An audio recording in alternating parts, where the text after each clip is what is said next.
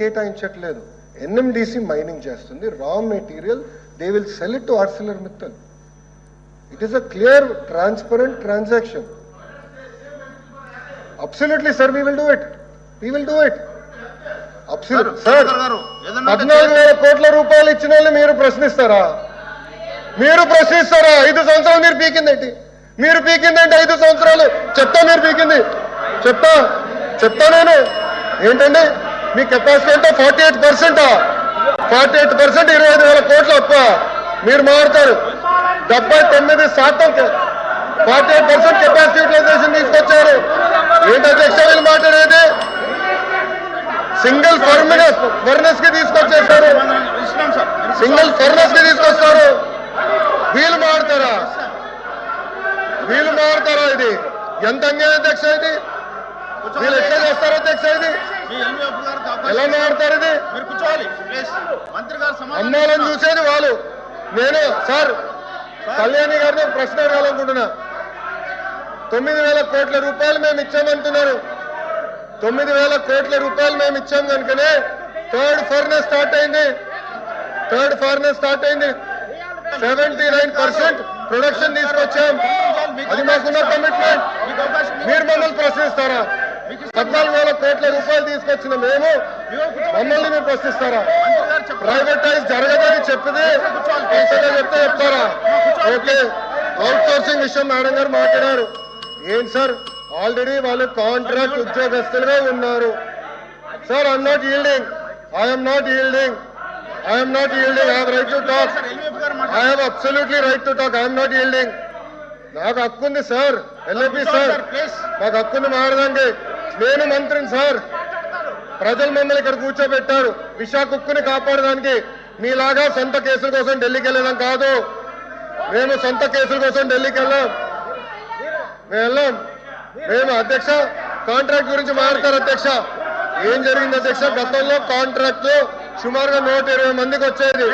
ఆ 120 మందికి వచ్చేది ఎఫిషియన్సీ రావాలి, కెపాసిటీ బిల్డ్ అవ్వాలని చాలా స్పష్టంగా ఏకంగా మంచోళ్ళకి ఇద్దాము అని చెప్పి అవుట్ సోర్సింగ్ వాళ్ళకి ఇస్తున్నారు కాంట్రాక్ట్ ఉద్యోగస్తులు. దానికింత ఫీలింగ్ అవుతారు. నేను అడుగుతున్నా మీరు ఏం ఆడతారు? ప్రొడక్షన్ లేదంటారు. ఏం ప్రొడక్షన్ లేదు?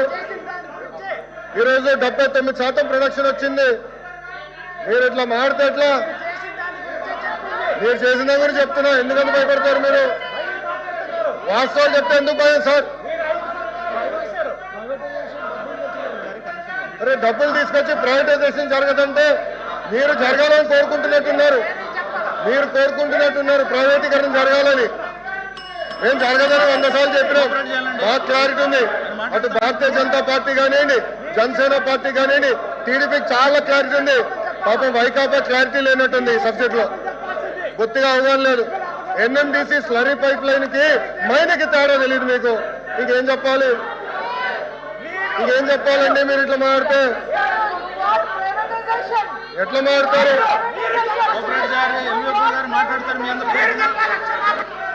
హాయిగా కూర్చోండి.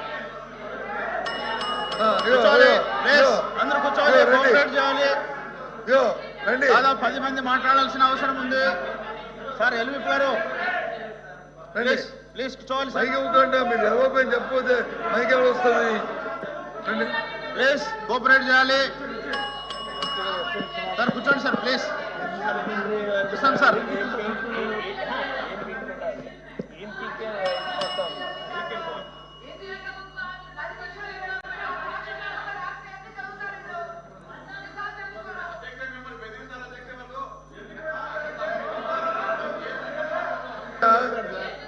అధ్యక్ష ఎల్వి గారు దయచేసి కూర్చోబెట్టండి, ఫస్ట్ కూర్చోమని చెప్పండి.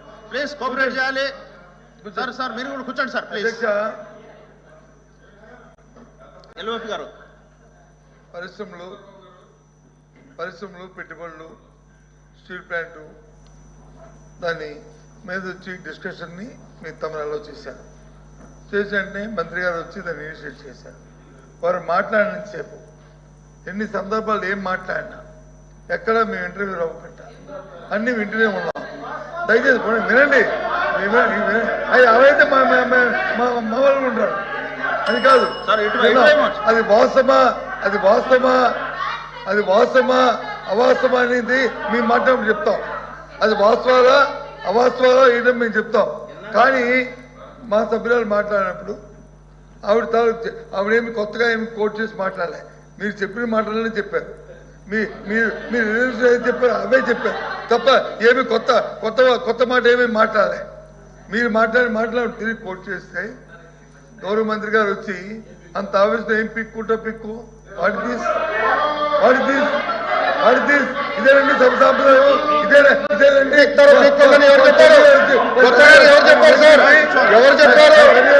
ఎవరు చెప్పారు ఏం పీకారు అన్నాడా?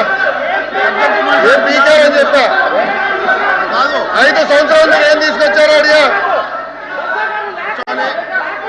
ఎందుకట్లా మాట్లాడతారు? మీరు లేరు, బయట ఉన్నారు, ఇప్పుడు వచ్చారు హౌస్లోకి. ఇప్పుడు వచ్చి మీరు మాట్లాడతారు. హౌస్లో లేరు, టీవీలో చూస్తున్నారేమో. చెప్పిస్తాం సార్, కూర్చోండి సార్. ఎట్లా మాట్లాడతారు సార్ మీరు? ఇస్తాం సార్, కూర్చోండి. తప్పు కదండి.